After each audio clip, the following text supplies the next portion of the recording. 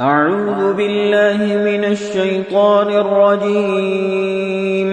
بسم الله الرحمن الرحيم.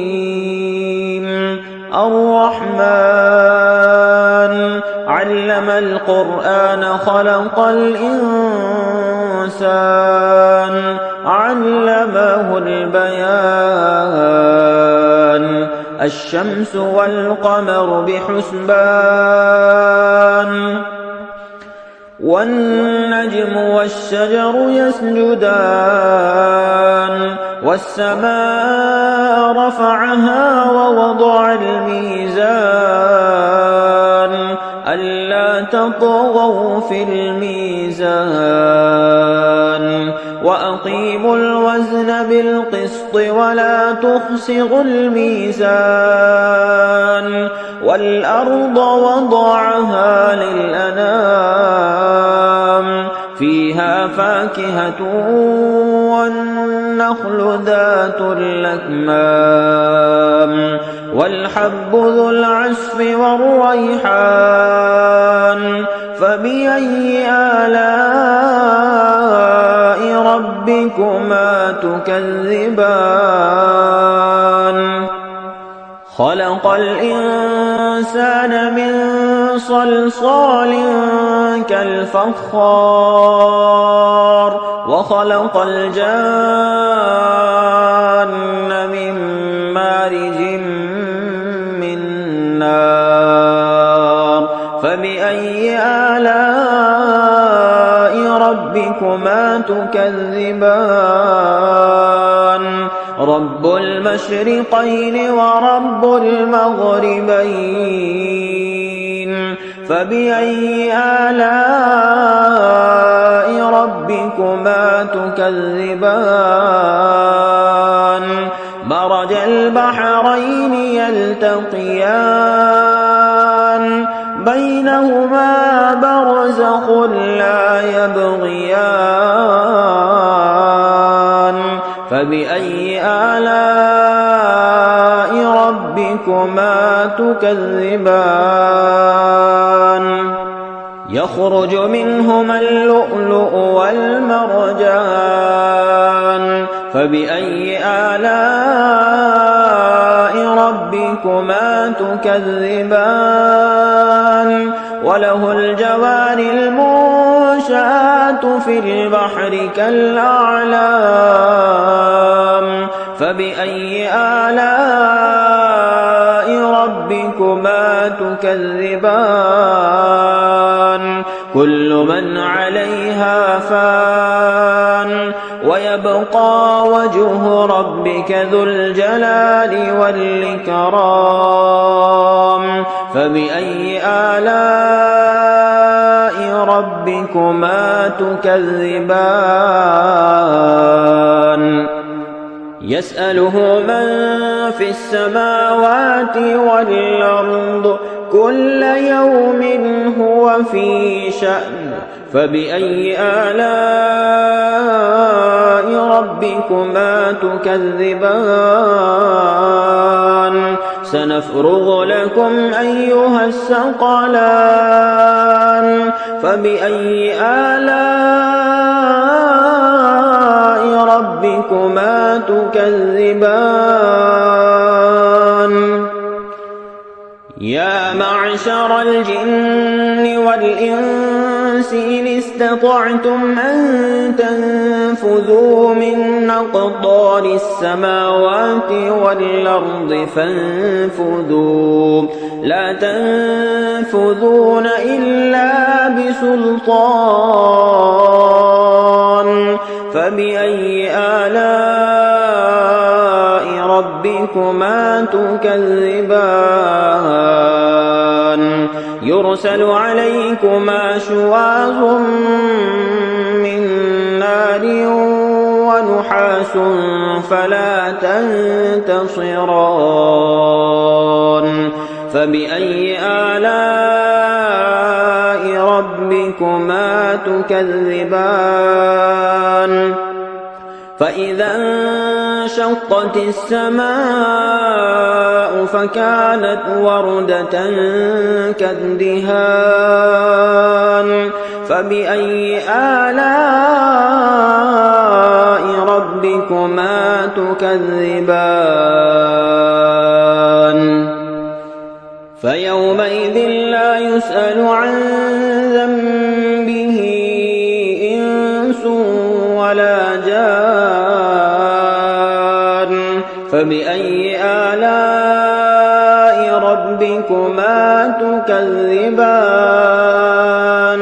يعرف المجرمون بسيماهم فيؤخذ بالنواصي والأقدام فبأي آلاء ربكما تكذبان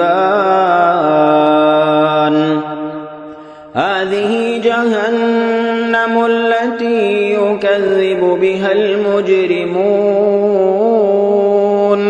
يطوفون بينها وبين حميم آن فبأي آلاء ربكما تكذبان ولمن خاف مقام ربه جنتان فبأي آلاء ربكما تكذبان ذواتا أفنان فبأي آلاء ربكما تكذبان فيهما عينان تجريان فبأي آلاء ربكما تكذبان فيهما من كل فاكهة زوجان فبأي آلاء ربكما تكذبان متكئين على فرش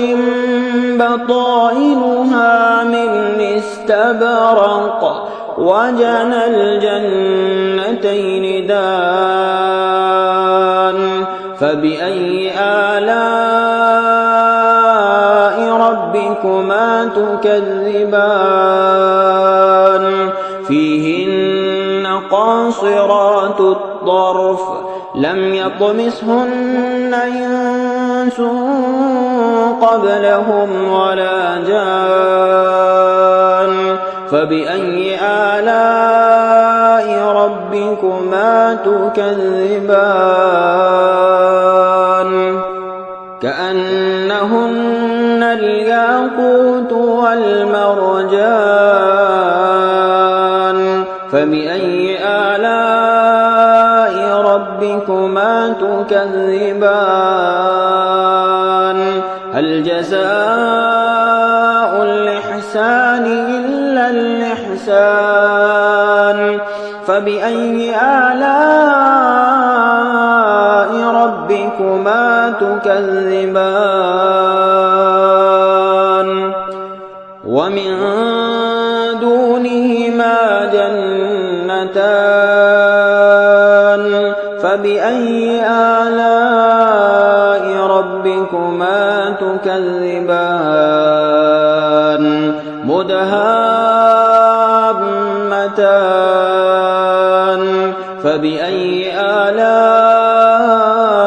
ربكما تكذبان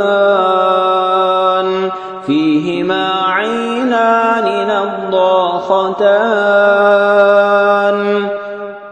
فبأي آلاء ربكما تكذبان فيهما فاكهة ونخل ورمان فبأي آلاء ربكما تكذبان فيهن خيرات حسان فبأي آلاء ربكما تكذبان حور مقصورات في في الخيام فبأي آلاء ربكما تكذبان لم يطمثهن إنس قبلهم ولا جان